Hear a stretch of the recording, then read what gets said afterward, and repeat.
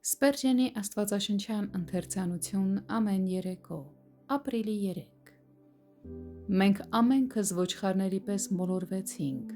յուրաքանչյուրն իր ճանապարհին դարձավ, և Տերը նրա վրա դրեց մեր բոլորիս անօրենությունը։ Եսայի 53-րդ գլուխ 6-րդ խոսք։ Ահա մի մեղքի խոստովանություն, որ բնորոշ է Աստծո բոլոր ընտրյալներին։ Նրանք բոլորն էլ ընկած են եղել։ Ուստի երկինք մտնող առաջին մարդուց մինչև վերջինը միաձայն ասում են. մենք ամենքս ոչխարների պես մոլորվեցինք։ Ինչևէ, այս խոստովանությունը որքան էլ միաբերան լինի, խիստ յուրահատուկ և մասնավոր է։ Յուրաքանչյուրն իր ճանապարհին դարձավ։ Յուրաքանչյուր անհատ իր առանձնահատուկ անձնական մեղքն ունի։ Բոլորն էլ մեղավոր են, սակայն ամեն մեկի մոտ մեղքը յուրովի է արտահայտվում։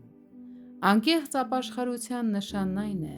որ թեև այն մեզ բնականորեն միավորում է ուրիշ զղջացողների հետ, սակայն միաժամանակ մի յուրատեսակ միայնության զգացողություն է հաղորդում մեզ։ Յուրաքանչյուրն իր ճանապարհին դարձավ։ Սա մի խոստովանություն է այն մասին, որ յուրաքանչյուր մարդ մեղանչել է լույսի դեմ իրեն հատուկ կամ միայն իրեն բնորոշ կերպով,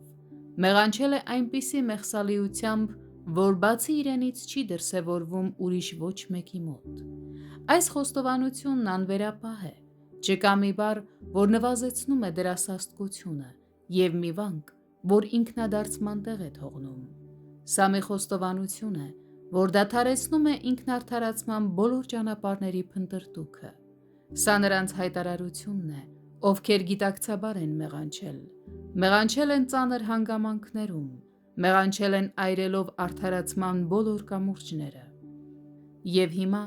նրանք կանգնած են իրենց ապստամբության ջախջախված զենքերով և աղաղակում են.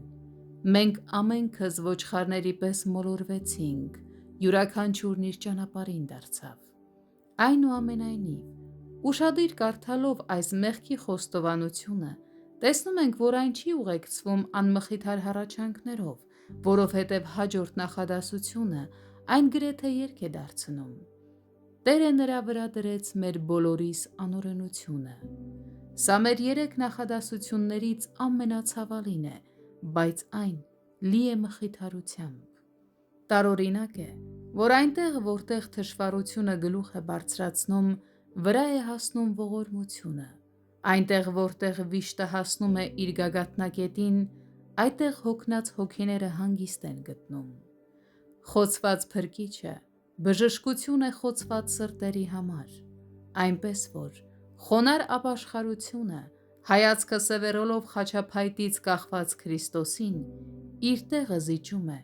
ամուր վստահությանը։